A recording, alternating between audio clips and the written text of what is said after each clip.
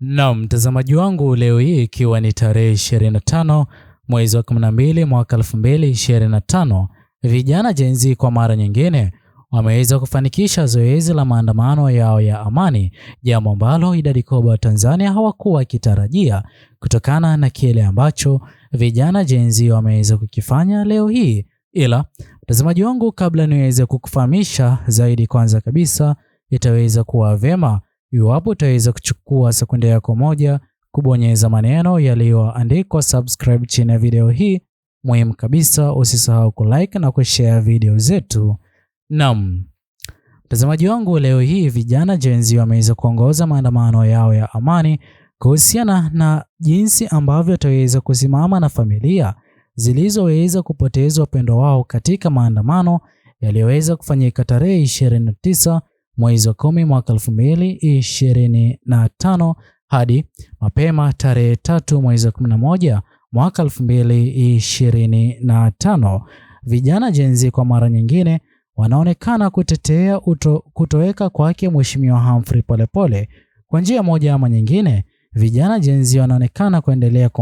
kumkosoa Rais Mama Samia Suluhu Hassan na uongozi wake wa serikali ya awamu 7, jambo ambalo imeweza kuwapa kipindi kigumu uongozi huo ulioko madarakani kujumuika na wananchi ambao ndio wenye nchi, jambo ambalo uongozi wake Rais Mama Samia Suluhu Hassan kuonekana kupoteza mwelekeo kwa kile walichokuwa kikitarajia kwa uongozi na ahadi walizoweza kuziahidi walipokuwa wakiongoza kama serikali ya awamu 6. Na mtazamaji wangu, na dalili hii yote ambayo vijana Gen Z wanazidi kuifanya inazidi kusababisha mataifa ya kigeni kuwa na msimamo dhabiti kwa kile walichoweza kukifanya, maamuzi mazito dhidi ya utumiaji wa nguvu kupita kiasi ulioweza kufanyika katika maandamano yaliyoweza kupita,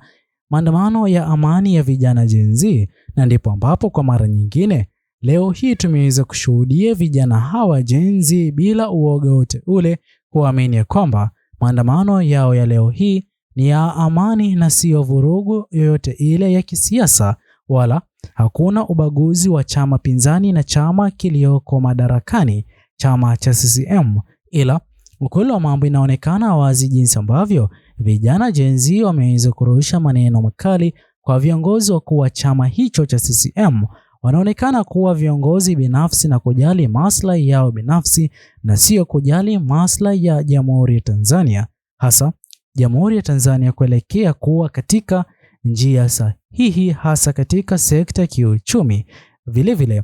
uongozi huu wa serikali ya awamu 7, viongozi wa serikali hiyo ya awamu 7 kutoka katika chama cha CCM wameweza kulaumiwa pakubwa kutokana na uvujaji wa mali kupita kiasi, pia kwa ahadi ambazo hawajaweza kuzifanikisha, jambo ambalo vijana Gen Z wanazidi kulililia siku baada ya siku. Ukosefu wa ajira chini ya uongozi wa serikali hiyo ya awamu 7, huku kutozwa kodi ya juu na kusababisha gharama kubwa ya maisha, jambo ambalo linazidi kusababisha idadi kubwa ya vijana hawa Gen Z wanaozidi kuandamana kushindwa hata kukidhi mahitaji yao ya siku baada ya siku. Na ndipo ambapo wameweza kuendeleza maandamano haya ya leo hii tarehe 25. Vilevile mtazamaji wangu, hii ni dalili tosha alichokuwa kikizungumza Mheshimiwa Tundu Lissu pamoja na Mheshimiwa Humphrey Polepole kabla ya viongozi hawa kutoweka katika hali ya njia tatanishi. Ni wazi waliweza kufahamu ni kipi ambacho viongozi walioko madarakani wataweza kukifanya punde tu baada ya kupewa uongozi wa kuongoza Jamhuri ya Tanzania kama serikali ya awamu 7. Na ndipo ambapo tumeweza kushuhudia jinsi gani ambavyo kesi ya uhaini, jambo ambalo mahakama kuu hivi sasa inaonekana kuwa ngumu kuamua kesi hiyo ya uhaini yake Mheshimiwa Tundu Lissu dhidi ya uongozi wa serikali ya awamu 7, moja kwa moja inaonyesha wazi jinsi gani ambavyo kesi ya uhaini iliweza kutumika kwa ajili ya kulemaza azma yake Mheshimiwa Tundu Lissu kuingia Ikulu kama rais wa 7 wa Jamhuri ya Tanzania, iwapo kwa kufanikisha ndoto yake ya kuwa rais wa Jamhuri ya Tanzania, pia kuwa kiongozi ambaye angeweza kukubaliana na kile ambacho vijana Gen Z walikuwa wakiomba kiweze kufanyika katika chama cha CCM na uongozi wa serikali ya awamu ya 7, kwani sote tunafahamu jinsi gani ambavyo vijana Gen Z waliweza kuwa katika mstari wa mbele kuomba mabadiliko yaweze kufanyika kwa njia moja ama nyingine. Viongozi wakuu waliokuwa wakihudumu katika serikali ya awamu ya 6 chini ya chama cha CCM miaka iliyoweza kupita, hivi sasa vijana Gen Z walikuwa wakidai ya kwamba ni wakati mwafaka kwa wazee hao waweze kuondoka madarakani na kupisha vijana Gen Z walioweza kubobea katika nafasi hizo kupata ajira kutokana na masomo walioweza kupata, jambo ambalo litakuwa limeweza kuonyesha wazi jinsi gani ambavyo uongozi ulioko madarakani utakuwa ukifanikisha baadhi ya ahadi zao walizoweza kuziahidi wakati wa kampeni walizokuwa wakizipiga katika Jamhuri ya Tanzania. Ila hivi sasa vijana Gen Z wanaona wazi kwamba kwa hayo yote hayaonekani yakifanikishwa. Inaonyesha wazi jinsi gani ambavyo viongozi walioko madarakani wanazidi kujali maslahi yao binafsi na jamaa wao wa karibu na sio kwa ajili ya Jamhuri ya Tanzania kuweza kusonga mbele. Vilevile, mtazamaji wangu, leo hii vijana Gen Z wameweza kuibua kauli tata kuhusiana na